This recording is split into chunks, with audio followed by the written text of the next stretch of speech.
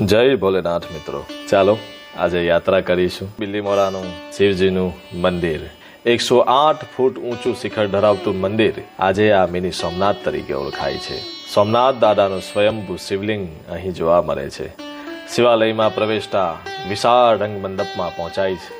ભવ્ય ઘુમ્મટ નીચેનું આ સ્થાન શાંત અને સૌમ્ય છે. પવિત્ર શ્રાવણ માસમાં શ્રદ્ધાળુઓ આ પૌરાણિક શિવલિંગના દર્શન કરી ધન્યતા અનુભવે છે. લાખો શ્રદ્ધાળુઓ પવિત્ર શ્રાવણ માસમાં સોમનાથ મંદિરે દર્શનાર્થે ઉમટી પડે છે. દર્શન સાથે મેળાની મોજ પણ લોકો માણે છે. વહેલી સવારથી મોડી રાત સુધી લોકો દર્શનનો લાભ લે છે. સોમનાથ દર્શને આવતા દર્શનાર્થીઓ નજીકમાં આવેલા ગાયત્રી મંદિર, જલારામ મંદિર અને સાંઈબાબાના મંદિરના દર્શનનો પણ લાભો લેવાનું ચૂકતા નથી. સંપૂર્ણ શ્રાવણ માસ દરમિયાન લોકોની ભારે ભીડ જામે છે. જલારામ મંદિર ટ્રસ્ટ દ્વારા રોજ બપોરે 1 વાગ્યા સુધી મેળામાં આવનાર તમામ માટે જમવાની વ્યવસ્થા પણ કરવામાં આવે છે. ચાલો મંદિરનો પૌરાણિક ઇતિહાસ જાણીએ. મંદિરની સામે ભગવાન ભોળાનાથ શંકરનું વાહન નંદી સાથે કાચબો બિરાજમાન છે. આ સોમનાથ મંદિરમાં બિરાજમાન શિવલિંગ સ્વયંભૂ છે. આ શિવલિંગના પ્રાગત્યનું કડીબદ્ધ ઇતિહાસ પ્રાપ્ત નથી, પણ તેની પાછળ પૌરાણિક ઇતિહાસ સમાયેલો છે. સદીઓ પૂર્વે મંદિરનો જાડી જંગલનો વિસ્તાર હતો, જેમાં રજપૂતોની વસ્તી પણ ખૂબ વિસ્તરી હતી. રજપૂતો પોતાના દુધાળા ઢોરોને ચરાવવા આ જાડી જંગલ તરફ લઈ જતા હતા, જેમાં આ બધા ઢોરોમાંથી એક દુધારી ગાય ધરમાંથી છૂટી પડી જાડી ઝાંખરામાં એક ચોક્કસ સ્થાને આવી ઊભી રહી અને તેના આચરમાંથી આપમેળે દૂધની ધારા છૂટી દૂધ નીચે ધોરાતું હતું.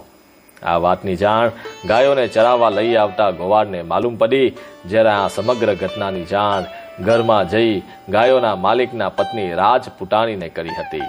જેથી આ રાજપૂત સ્ત્રી એક દિવસ આ ગાયની પાછળ ગયા હતા, જે ચોક્કસ જગ્યાએ આવી ગાયના આચરમાંથી આપમેળે દૂધની ધારા છૂટવાનું દ્રશ્ય રાજપૂતાણીએ નજર જોયું હતું. ત્યારે એ સ્થાને શું છે તે જાણવા જિજ્ઞાસાવશ તે જગ્યાની સફાઈ કરી તો ત્યાં ભગવાન મહાદેવનું શિવલિંગ દેખાયું હતું. જે શિવલિંગની તે સ્ત્રી મનોભાવે શ્રદ્ધાથી રોજ પૂજન અર્ચન કરવા લાગી. આ નિત્યક્રમના કારણે તેના પતિને તેના ઉપર શંકા ઉપજી કે તેની પત્ની રોજ જંગલ તરફ શા માટે જાય છે. જેથી એક દિવસ તેને ગુપચુપ રીતે તેની પત્નીનો પીછો કર્યો હતો અને તેની આ શિવલિંગના સ્થાને પૂજા કરતી હતી ત્યાં જઈ પહોંચ્યો હતો. તેની પત્નીને શંકાના આધારે મારવા તેને તેની તલવાર ઉગામી હતી, પરંતુ ચમત્કારિક આ શિવલિંગના દર્શનથી તલવાર ઉગામેલો તેનો હાથ હવામાં જ થંભી ગયો. નિત્ય પૂજા કરી ધ્યાનમાં બેઠેલી તેની પત્નીની આંખો ખુલતા તેને પોતાની પાછળ તલવાર ઉગામેલ અવસ્થામાં તેના પતિને જોતા એકદમ ભયભીત થઈ ગઈ હતી. જેથી ડરના માર્યા તેની અચાનક જોરથી બૂમ પાડી હતી અને તેના મુખમાંથી હે ભગવાન ભોળાનાથ મને બચાવો એવા ઉદ્ગાર સર્યા હતા. તેની સાથે તે શિવલિંગને ભેટી પડી હતી. ત્યાં તો એકદમ ચમત્કાર સર્જાયો હતો. શિવલિંગ અચાનક જમીનમાંથી બહાર આવ્યું હતું અને શિવલિંગમાં તિરાડ સાથે 2 ફાડિયા થયા હતા. આ સ્ત્રી બીકની મારી આ શિવલિંગના પડેલા ફાડિયામાં સમાઈ ગઈ હતી. તેનો પતિ કંઈક સમજી શકે તે પહેલા તો શિવલિંગ આપોઆપ બંધ થયું હતું. તેના પડેલા ફાડિયા બંધ થઈ ગયા હતા અને આ સ્ત્રી ભગવાન ભોળાનાથના ચરણોમાં સમાઈ હતી. કહેવાય છે કે આ સ્ત્રીના વાળ શિવલિંગના ફાડિયાના સાંધામાં બહાર રહી ગયા હતા. ઘણી વખત સુધી આ શિવલિંગની તિરાડ સ્પષ્ટ જોઈ શકાતી હોવાનું પણ કહેવાય છે. જેથી આ શિવલિંગ સ્વયંભૂ હોવાની વાત પ્રચલિત થઈ છે.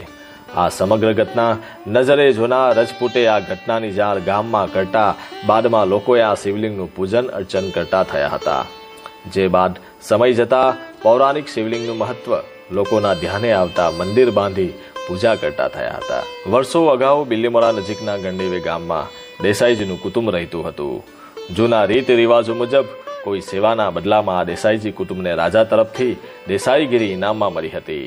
આ દેસાઈજી કુટુંબના વડાને ભગવાન મહાદેવ સ્વપ્નમાં આવી આ શિવલિંગની વાત જણાવી હોવાની વાતો કહી હોવાની લોકવાયકા પ્રસરી હતી. જે સ્વપ્ન ઉપરથી પ્રેરણા લઈ આ દેસાઈજી કુટુંબે શિવલિંગના સ્થળે શિવ મંદિર જીર્ણ થતા 1925માં એનો જીર્ણોદ્ધાર કરવામાં આવ્યો હતો. 1600 વર્ષના સોલંકી યુગમાં સ્વયંભૂ પ્રગટ થયેલા જૂના પૌરાણિક આ શિવલિંગની મહિમા અનેરી છે.